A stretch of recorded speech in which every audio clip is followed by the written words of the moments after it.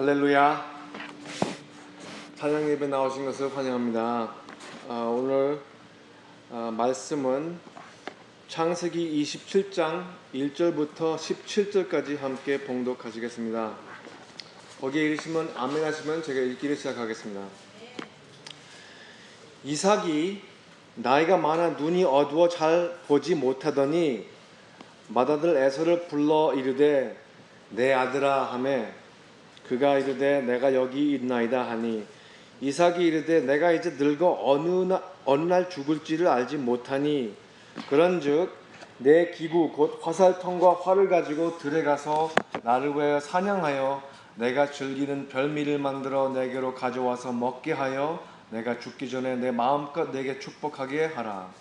이삭이 그의 아들 에서에게 말할 때에 리브가가 들었더니 에서가 사냥하여 오려고 들러 나가매 리브가가 그의 아들 야곱에게 말하여 이르되 내 아버지가 내 형 에서에게 말씀하시는 것을 내가 들으니 이르시기를 나를 위하여 사냥하여 가져다가 별미를 만들어 내가 먹게 하여 죽기 전에 여호와 앞에 내게 축복하게 하라 하셨으니 그런즉 내 아들아 내 말을 따라 내가 네게 명하는 대로 염소 떼에 가서 거기서 좋은 염소 새끼 2마리를 내게로 가져오면 내가 그것으로 내 아버지를 위하여 그가 즐기시는 별미를 만들리니 내가 그것을 내 아버지께 가져다 드려서 그가 죽기 전에 내게 축복하기 위하여 잡수시게 하라.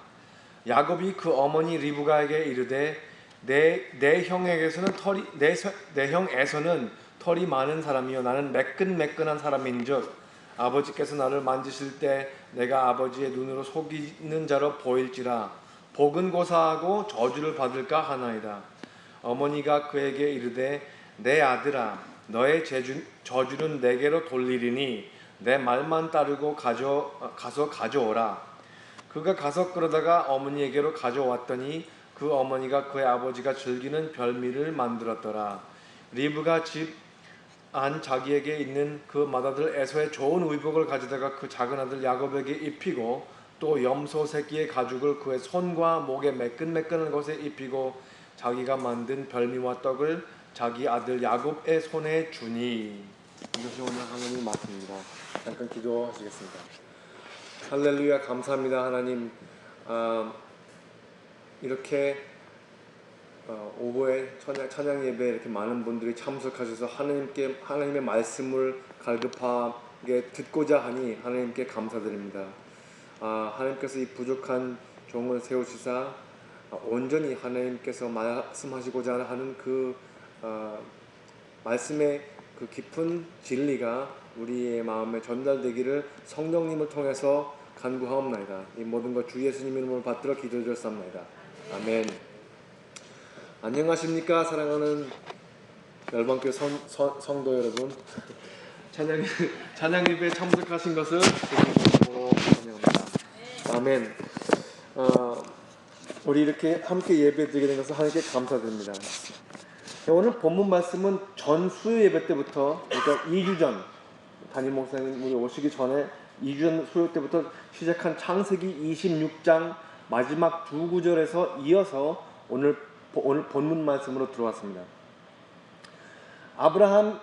아브라함의 아들 이삭도 이제 아들을 낳습니다. 에서와 야곱이죠. 그들은 쌍둥이고 에서가 비록 순간적이라도 먼저 낳습니다. 우리 한국 사람들은 유교 사상에 이런 거 참 철저하게 따지잖아요. 몇 개월 먼저 낳았어도 아니면 며칠 먼저 낳았어도 형이고 오빠입니다. 그렇죠? 그런데 여기서 야곱은 자기 형의 발목을 잡고 태어났다고 기록이 되어 있습니다. 그런데 주석을 뒤져보니까 옛날에는 이렇게 쌍둥이를 두었다면 장자권에 따르는 축복은 충분히 아들 둘이 함께 받을 수가 있어서 매우 기뻐야 할 만한 행사도 될 수가 있었다는 그런 의견도 있습니다. 하지만 오늘 본문 전에 그 2구절을 읽어보시면은 이 배경이 있습니다. 다시 한번 읽어드리겠습니다. 에서가 40세에 헷족속 부에리의 딸 유딧과 헷족속 엘론의 딸 바스맛을 아내로 맞이하였더니 그들이 이삭과 리브가의 마음에 근심이 되었더라. 그렇게 26장이 마무리를 짓거든요. 그러니까 에서의 할아버지 아브라함이 늙어서 죽기 전에 자기 종에게 맹세를 해요. 맹세를 시켜요. 유서를 남기잖아요. 내 아들 이삭의 아내를 가나안 땅에서 이 주변에서 구하지 말고 나의 고향으로 데려가서 거기서 데려와라. 나의 고향에서 데려와라. 하지만 맞손자이라는 이 에서가 그 당시면 벌써 가문에 확보가 되어 있을 만한 그런 가나안족의 여자와 결혼하지 말라는 그 금지를 무시하고 그 중에서 헷 쪽의 여자들을 한 명도 아니요 두 명이나 아내로 취합니다. 그 당시에 헷 쪽은 가나안 사람들에 속하거든요. 그 여인들이 그 리브가나 이삭이 볼 때 무엇이 그렇게 못마땅했을지는 성서에 밝혀지지 않습니다. 하지만 우리 본문 전에만 봐도 그들의 마음에 근심을 끼쳤다는 것만은 밝히고 있죠. 그러니까 부모의 축복을 받지 못했던 결혼들이라고 볼 수가 있습니다. 이런 것들로 우리가 이제 에서의 종합적인 어떤 인격을 파악한다고는 못하겠지만 최소한 좀 이 충동적이 아니었을까. 그러니까 무슨 일을 할 때에 좀 생각을 하고 이렇게 차근차근 해나가는 스타일이 아니라 그냥 충동이 그냥 있으면 그 기분대로 나가는 그런 사람도 있잖아요. 그렇지 않았을까 싶습니다. 25장에 돌이켜보면 장자권을 야곱에게 팥죽 한 그릇에 팔았습니다. 이 장자권이라는 가치를 별로 깊이 생각해보지 못한 인물이죠. 25장 24절에 보면 명백하게 이렇게 기록이 되어 있습니다. 에서가 장자의 명분을 가볍게 여김이었더라. 그러니까 본인의 장자권을 우습게 봤다는 거죠. 본인의 장자권을 우습게 봤다는 것은 자기 아버지의 장자권도 우습게 봤다는 거예요. 그 전도 마찬가지고. 게다가 헷 쪽의 여인들을 2명을 아내로 취했다고 보면은 에서는 본인의 할아버지 아브라함이 자기 아버지 이삭에게 바랬던 그 마지막 소원을 중요시하지 않게 여겼다는 이야기죠. 그런데 우리에게 경고 말씀으로 들려와야 할 것은 그럴 수 있을 수도 있고 안 그럴 수도 있지만 첫 번째로는 우리도 에서와 같은 인물일 수가 있다는 것입니다. 참 놀라운 경고죠. 혹시 이런 사람들을 보셨을지 아시는지는 모르겠는데요. 좋게 보면은 그 장거리를 좀 못 보는 그런 사람들일 수도 있고, 좀 나쁘게 보면은 내 마음에 그냥 내키는 대로 살아가는 분들이 말씀이죠. 혹시 우리 중에 그런 분들이 있을 수 있을까요? 혹 본성은 그렇지 않다고 해도 그런 계절을 살아갔을 수도 있겠죠. 여기서 기억해 두셔야 할 것은 우리가 교회에 온다는 것은 우리가 함께 하나님의 뜻과 의도를 분별해 나가는 것이지 우리의 뜻과 의도를 이루려고 교회에 모인다는 것은 아닙니다. 혼자 독불장군으로 나가는 것이 아니라 함께 하나님께서 인도하심을 따르자는 것이죠. 우리 본문에서 보는 것은 그 인물 조사하는 것보다는 더 많은 내용들을 다루고 있습니다.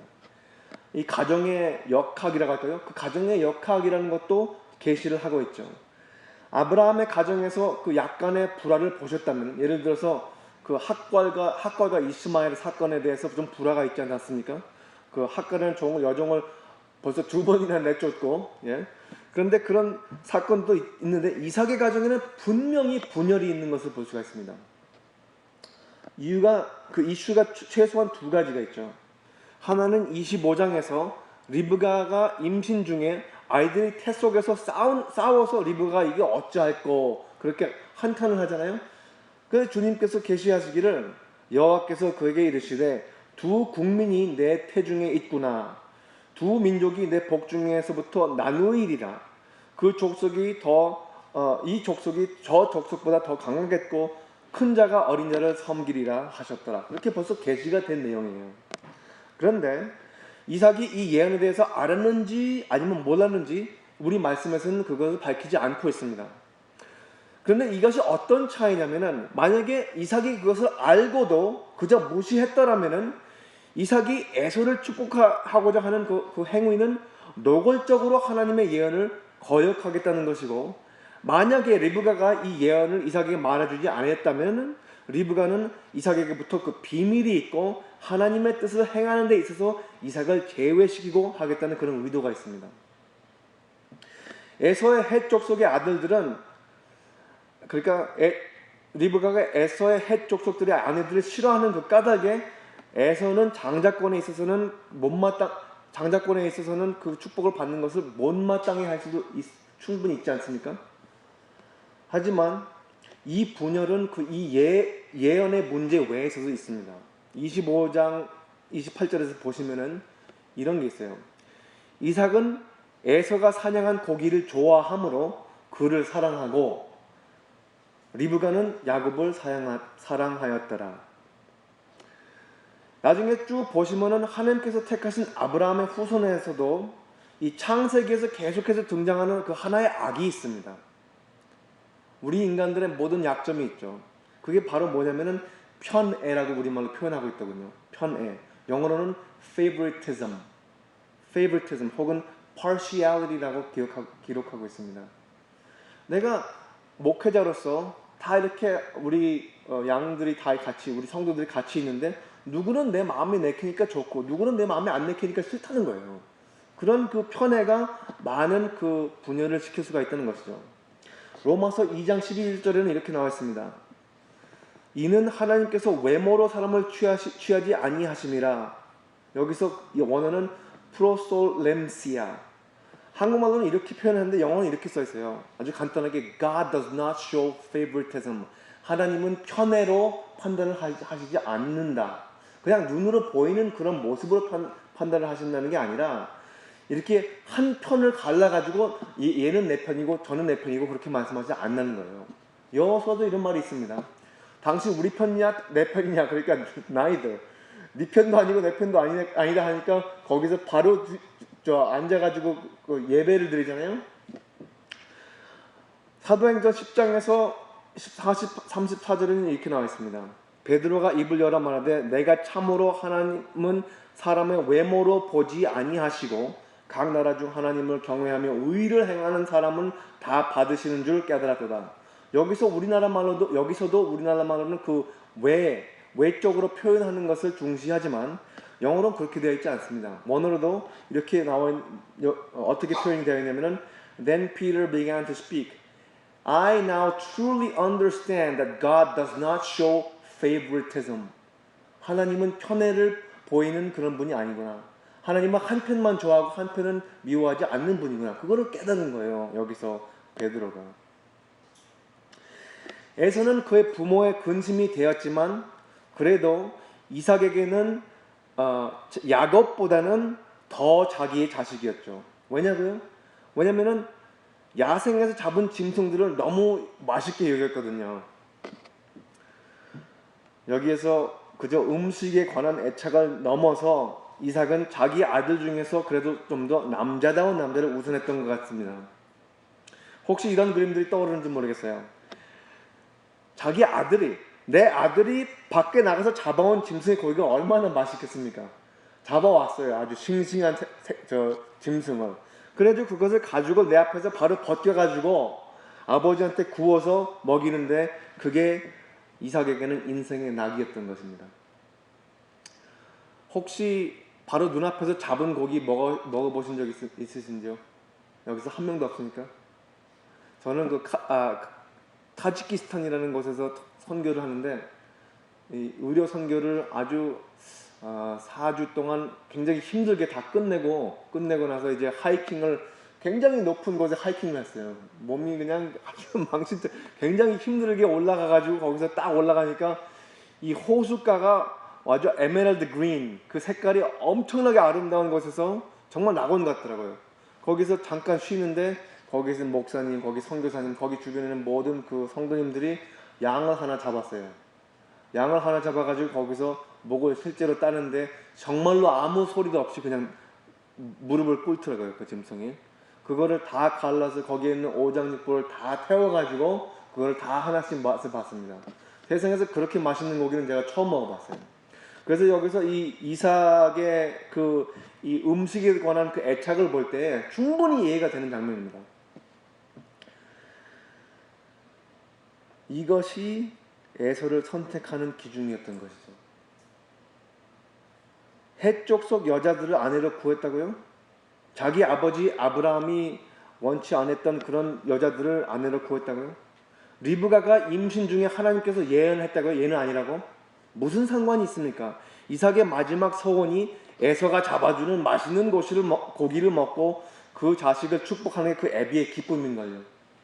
둘째 아들은 이면에서 아버지의 사랑을 전혀 받을 수 없는 셈이죠.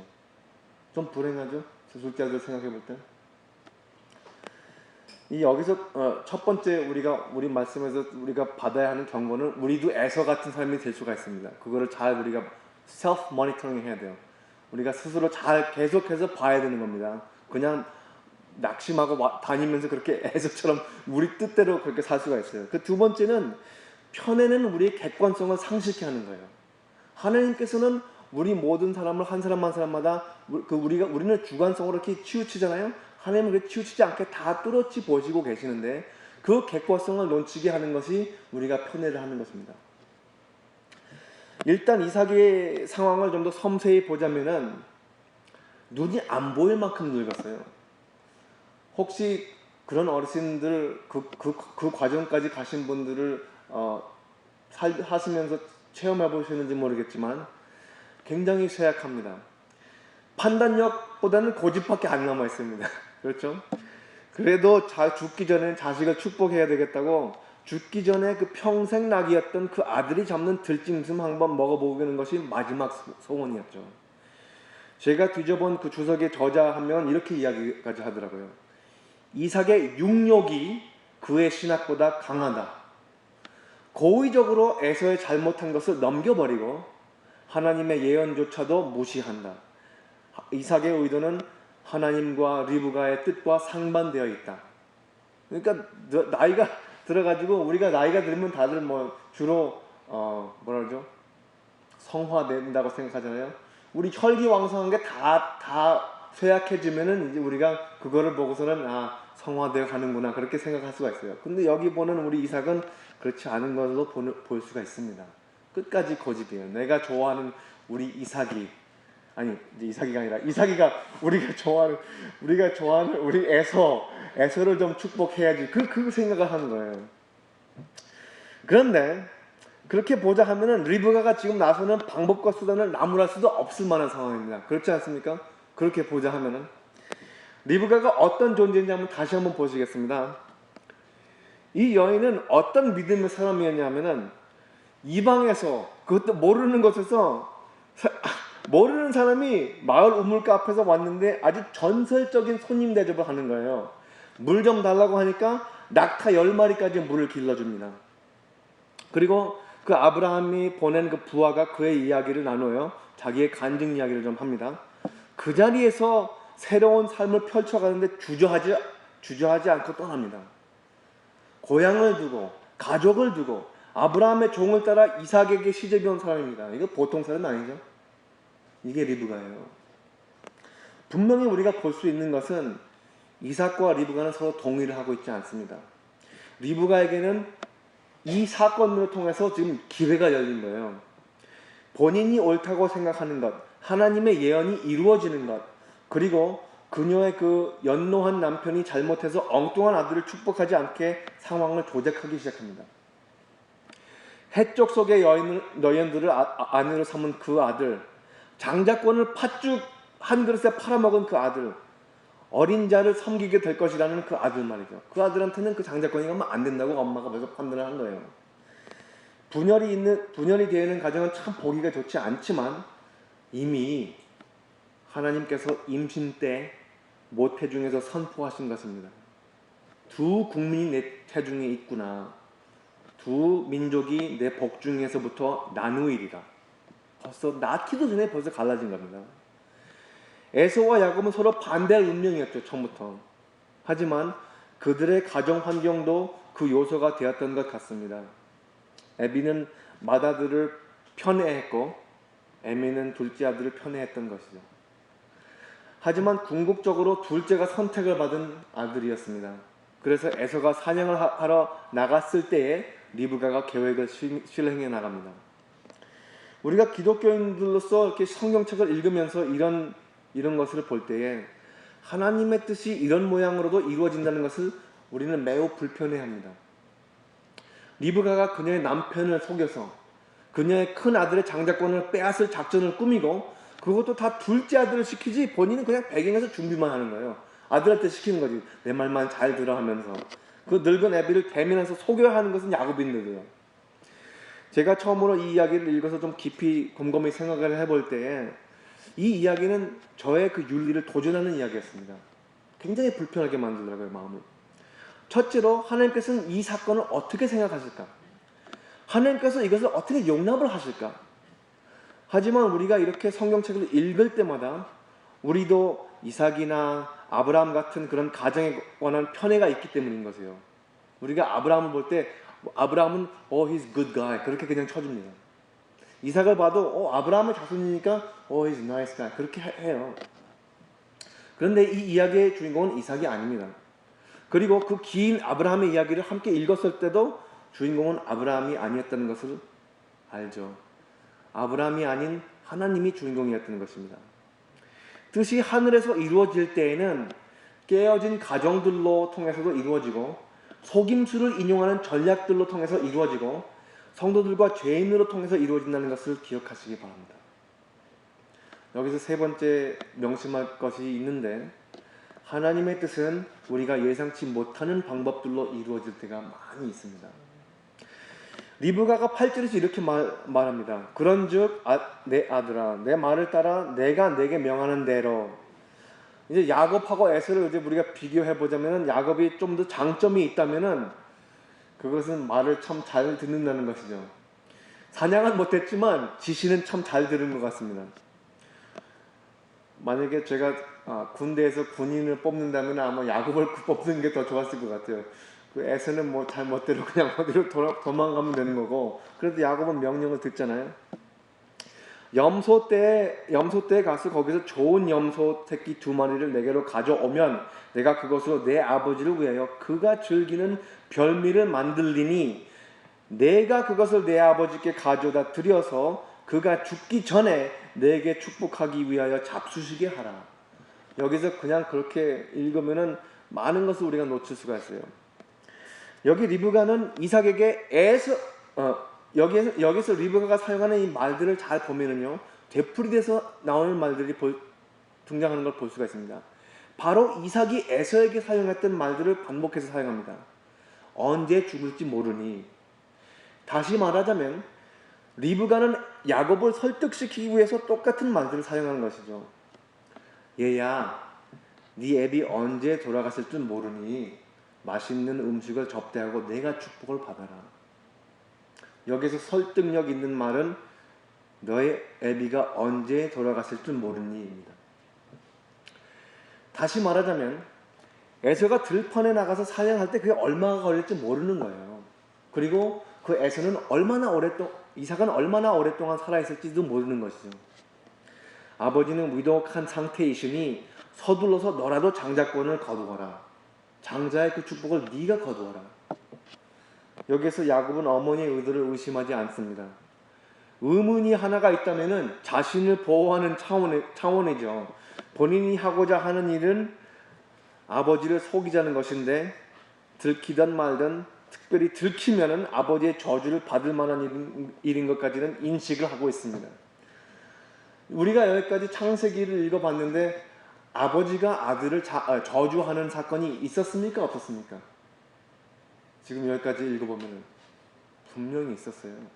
그것도 그렇게 멀리 뒤로 안 가도 창세기 9장에 보면은 노아가 이제 홍수가 다 끝나고 나서 포도원을 기르었는데 포도원에서 본인이 이제 자기의 이 포도주를 만들어서 자기의 그 제품을 먹고 그리고 거기서 완전히 취해가지고 이 헐벗은 그 상태에서 자기 그 천막 안에서 있었습니다. 그 와중에 아들 중에 한 명이 들어가가지고 자기 아버지의 모습을 보고 흉을 봅니다. 바깥에서. 우리가 볼 때는 뭐 별거 아닌 것 같은 사건이지만 그래도 저주를 받을 만한 사건이었죠.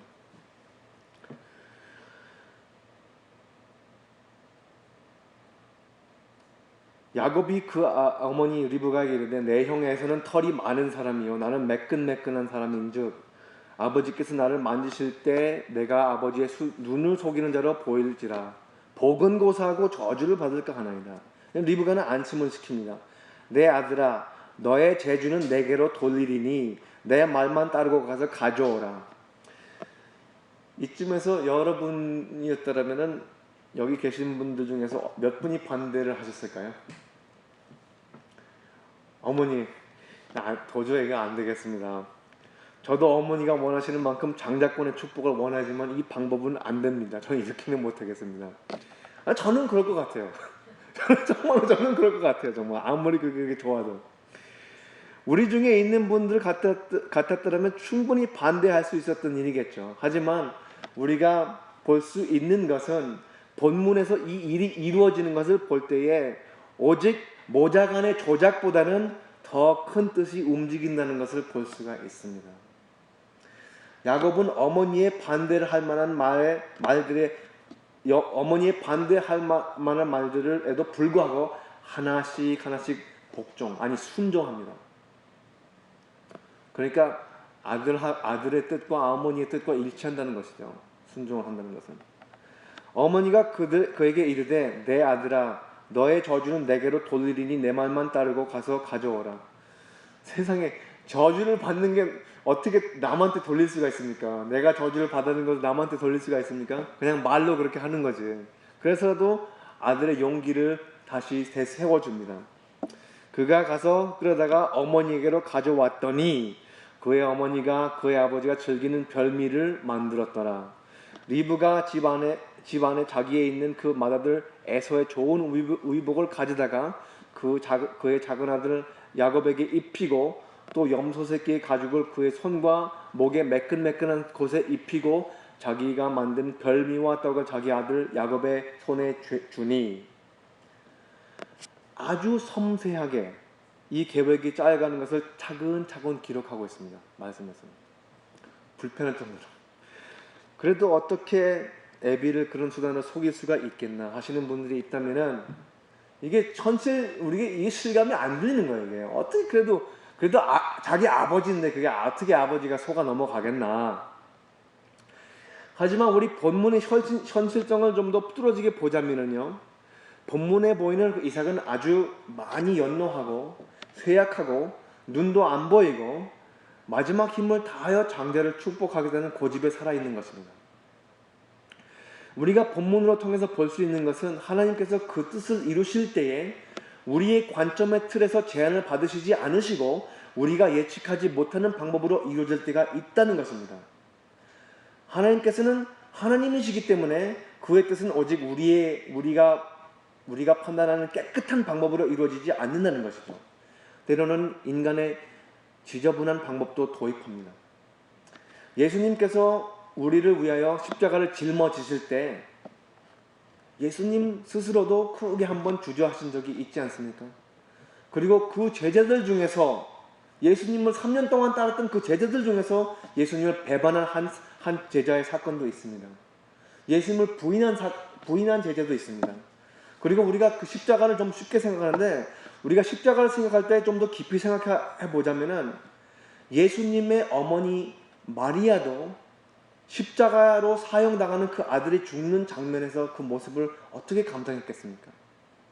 우리가 보기에는 상상하지 못할 만한 굉장히 안타까운 그런 장면들이죠. 어떻게 그게 우리의 이성에 맞겠습니까? 하나님의 뜻이 우리가 예상치 못하는 방법들로 이루어지기에 우리는 우리 눈앞에 보여지는 것을 넘어서 볼 수가 없기 때문에 우리의 관점이나 우리의 의견보다는 하나님의 말씀에 의존하는 것입니다. 왜 성서를 읽는다고요? 우리의 관점이 틀릴 수가 있기 때문에. 우리 마음이 얼마나 간사한지 아세요? 우리는 정말로 충성할 것 같은데 기회가 있다면은 우리가 정말로 불리한 그런 상태에 어떤 위기에 놓여 있다면은 그 어떤 옛날에 외치던 그런 모든 충성 다 순간에 사라질 수 있는 그 존재가 바로 우리 인간의 마음입니다. 예레미야에서 이렇게 나와 있더라고요. 세상에 이 인간의 마음보다 그렇게 간사하고 교활하고 속임수투성인 게 없다고 그렇게 말씀이 되어 있더라고요.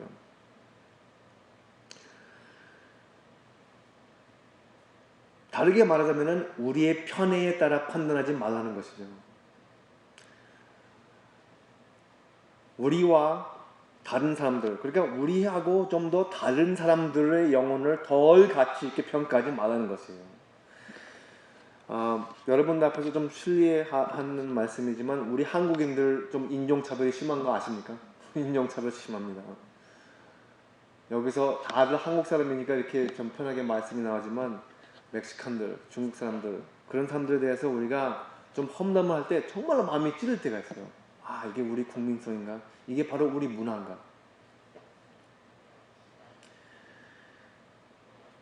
우리가 따르는 기준은 말씀입니다. 말씀이에요. 그래야만 우리가 함께 영적으로 하나님의 뜻을 분별해 나가고 우리가 살아가면서 무엇을 챙겨야 하고 무엇을 버려야 할지 구분이 될 것을 믿습니다. 로마서 9장 13절에서 사도 바울은 말라기 1장을 인용해서 이런 경고의 말씀을 해주시고 있습니다.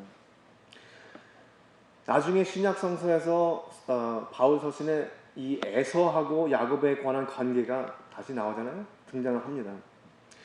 여호와께서 이르시되 내가 너희를 사랑하였노라. 이거는 이스라엘 민족한테 말씀하시는 것이에요. 하지만 너희는 이르기를 주께서 어떻게 우리를 사랑하셨나이까 하는도다. 나 여호와가 말하노라. 에서는 야곱의 형이 아니냐. 그러나 내가 야곱을 사랑하였고 에서는 미워하였으며 그의 산들을 황폐하게 하였고 그들의 산업을 광야의 이리들에게 넘겼느니라. 정말 소름이 끼칠 만한 두려움을 초래하는 말씀입니다. 여기서 무슨 말씀이냐면은 하나님께서 미워할 때에는 간섭을 안 하신다는 것이에요. 한번 찾아보세요. 성경책을 쭉 찾아보시면은 야곱은 고난을 더해주시고 맨 마지막에 죽을 때는 굉장히 힘든 삶을 살았다고 고백하잖아요. 바로 앞에서. 에서가 어려웠던 말이나 하나님께서 간섭하신 그런 거는 한 번도 장면이 나오지 않습니다. 버린 것이죠. 우리가 우리 뜻대로 할 때에 정말로 우리 뜻이 우리 마음대로 이루어질 때 그때 정말로 근심 걱정이 서야 될 그런 순간들입니다. 우리는 교인들이기 때문에 주변에 있는 사람들이 어떻게 생각하나 그것도 고려해 볼 만하고 또 하나님께서 어떻게 생각하나 그것을 언제나 고려해 볼 만한 것 같습니다. 우리가 함께 교회를 다니면서 그 에서의 운명을 받기보다는 좀 힘들더라도 하나님께서 계속해서 간섭하시고 우리에게 고난을 안겨주시더라도 우리가 정말로 진정한 성화를 이루는 그 온전한 구원에 이르기를 주님의 이름으로 축원합니다. 기도하시겠습니다. 하늘에 계신 하나님 아버지시여 감사합니다. 제가 무엇이간데 이런 말씀을 전하게 하시는지요. 여기 있는 모든 사람들 한 사람 한 사람마다 이 말씀은 먼저 설교자에게 왔다는 것을 모두 다 인정할 수 있게 하여 주시옵소서. 우리의 마음에 겸손함이 있다면은 다 바짝 우리에게 교만함이 있다면은 겸손하게 바짝 하나님 앞에서 납작하게 엎드릴 수 있는 그런 지혜를 주시고 또 그냥 우리 교활하거나 간사한 마음에서 아니라 정말로 하나님을 사랑하고 경외하는 그 마음에서 우러나오는 그런 행실이 하나님 앞에 보여지기를 간구하옵나이다. 우리 찬양 예배에 참석하시는 우리 한 사람 한 사람마다 오늘 본문 말씀에서 우리에게 들리는 그 크나큰 교훈을 잊지 않고 마음에 새겨서 변화를 입으며 살아가는 그 우리의 한 주간을 하나님께 간구하며 이 모든 것을 주 예수님 이름을 받들어 기도드렸사옵나이다. 아멘.